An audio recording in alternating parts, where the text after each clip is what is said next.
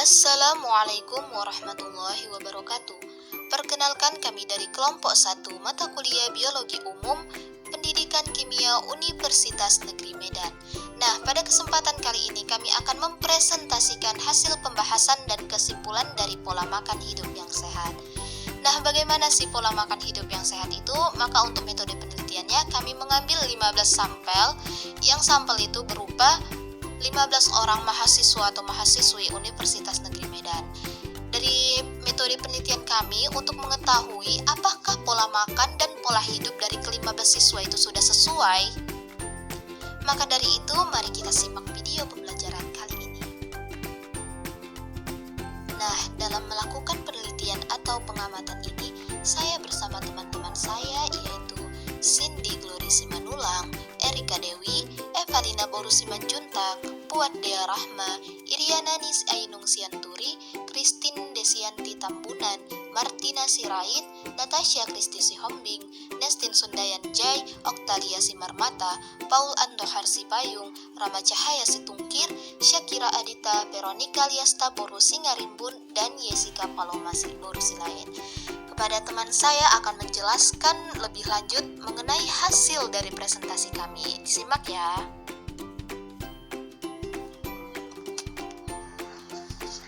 Metode penelitian pola makan sehat. Kami melakukan penelitian tentang pola makan sehat terhadap 15 siswa selama 3 hari. Metode ini kami lakukan dengan cara mensurvei atau mengumpulkan data melalui responden 15 siswa. Dari survei dan penelitian yang kami lakukan, ternyata banyak siswa yang kelebihan karbohidrat, kekurangan gizi, namun ada juga siswa yang sudah menerapkan pola hidup sehat.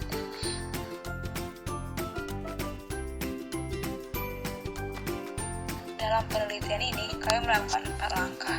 Yang pertama, kami mengidentifikasi masalah, di mana kami mensurvei 15 siswa tersebut mengenai pola makannya selama 3 hari.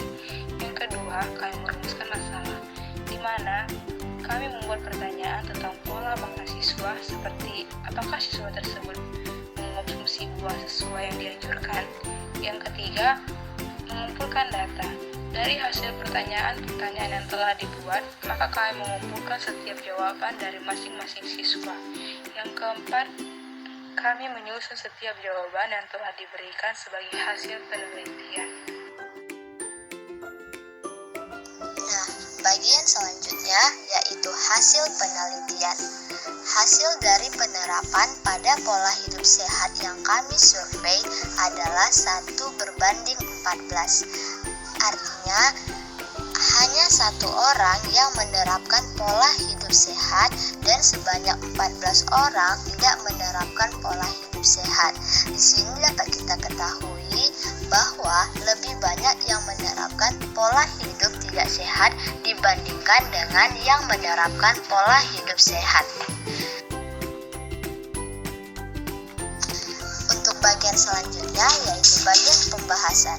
Setelah melakukan pendataan dari 15 mahasiswa Unimed, ternyata hanya ada 2 sampel yang sesuai dengan sajian piring makanku, atau sesuai dengan 4 sehat 5 sempurna. Pola makan yang tidak teratur dapat menyebabkan resiko kesehatan seperti diabetes tipe 2, yaitu tekanan tinggi dan obesitas yang lebih tinggi berdasarkan penelitian terbaru.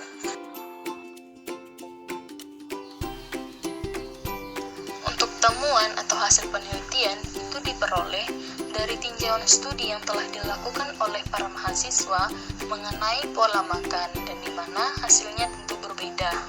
Peninjauan ini diterbitkan dalam jurnal berjudul Proceedings of the Nutrition Society yang dilansir dari diabetes.co.uk. Di dalam jurnal telah dijelaskan bahwa makan di waktu yang berbeda akan mempengaruhi jam internal tubuh, atau yang lebih kita kenal dengan sebutan ritme sirkadian, atau ritme yang seiring dengan rotasi bola dunia di mana memiliki siklus 24 jam. Ritme sirkadian merupakan proses internal atau proses alami yang mengatur siklus tidur bangun. Pada proses alami, merespon terutama terhadap situasi terang atau siang hari dan situasi gelap atau malam hari yang mempengaruhi sebagian besar makhluk hidup. Sistem tubuh yang berbeda mengikuti ritme sirkadian yang disinkronkan dengan jam utama atau jam sentral di otak. Secara langsung, itu dipengaruhi oleh isyarat lingkungan. Nah, pada berbagai penelitian yang telah dilakukan, menunjukkan bahwa pekerja sihir lebih berisiko terkena akan penyakit, baik itu penyakit kanker, kardiovaskular, dan sindrom metabolik yang terkait dengan diabetes tipe 2. Tipe 2 itu adalah keadaan atau kondisi di mana kadar gula dalam darah melebihi tinggi normalnya. Nah, apabila jika pola makan kita sesuai dengan kaidah Piringku dan kita telah menetapkan pola hidup sehat, kita tentu akan mendapatkan manfaat bagi tubuh sesuai dengan yang telah kita terapkan.